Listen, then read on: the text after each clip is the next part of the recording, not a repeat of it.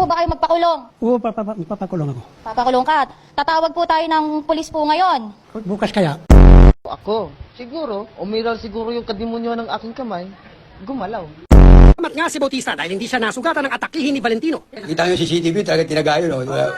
Malakas po yung guardian angel ko sa likod. Nakita ko, ginanon mo sa tumama yun. Di baliktad yung baliktad. Unang pinuntirya, mga manguhula na kanya-kanyang pwesto sa Plaza Miranda. Bukod kasi sa hindi raw nasusunod ang physical distancing, doon na rin daw sila natutulog sa Plaza Miranda.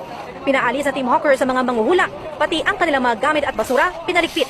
Hirit nila sa mga manguhula. Dapat inuulangan nyo na mahuli kayo.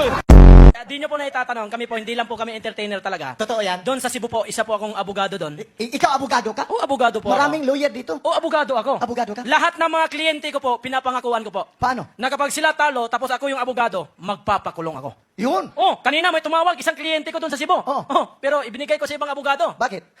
Kalalabas ko lang sa kulungan.